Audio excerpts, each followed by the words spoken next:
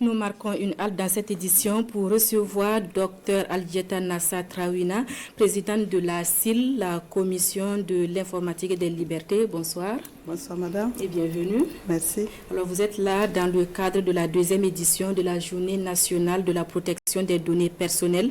Le Burkina a consacré depuis l'année dernière, le 30 mars, à la problématique de la protection des données à caractère personnel. Cela démontre certainement l'importance de la problématique dans le contexte du Burkina Faso, docteur. Merci bien pour la parole et merci de me recevoir sur le plateau de 20 heures. Permettez-moi d'abord de rappeler que la Commission de l'informatique et des libertés a été créée suite à l'adoption de la loi 010 du 20 avril 2004 et portant protection des données à caractère personnel. Et quelques années plus tard, cette loi a montré des insuffisances et a milité à sa relecture et à l'adoption d'une nouvelle loi qui est la loi 001 du 30 mars 2021. C'est justement à l'issue de l'adoption de cette nouvelle loi que des plaidoyers ont milité à ce que le gouvernement institutionnalise la date du 30 mars comme journée nationale de protection des données à caractère personnel.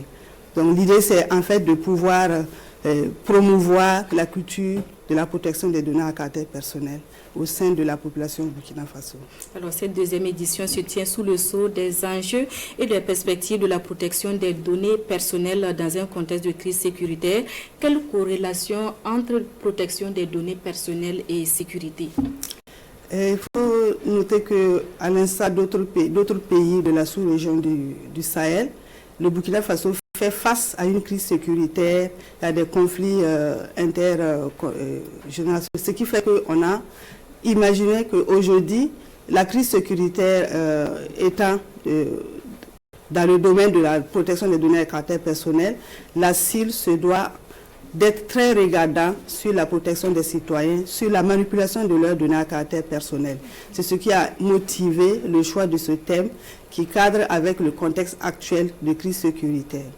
Alors, le programme d'activité commence demain 26 mars pour au moins 5 jours d'activité. Quels sont les points saillants du programme d'activité de cette commémoration-là?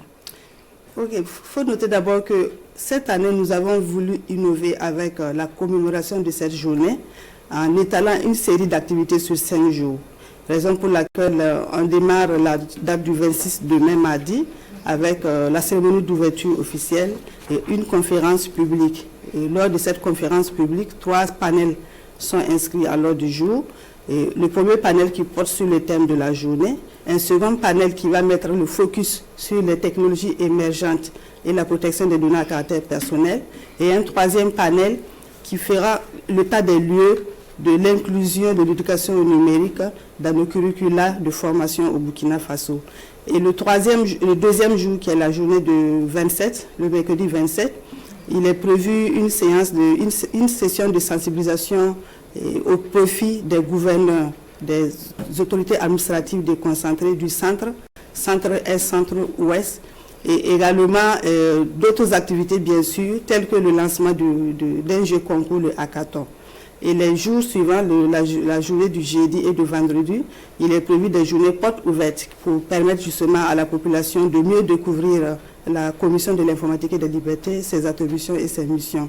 Et l'apothéose, bien sûr, qui est prévue pour la date du 30 mars, qui est là où il est prévu en fait la délibération des jeux concours et également le lancement des plateformes administratives au niveau de la Commission. Alors, une série d'activités très riches.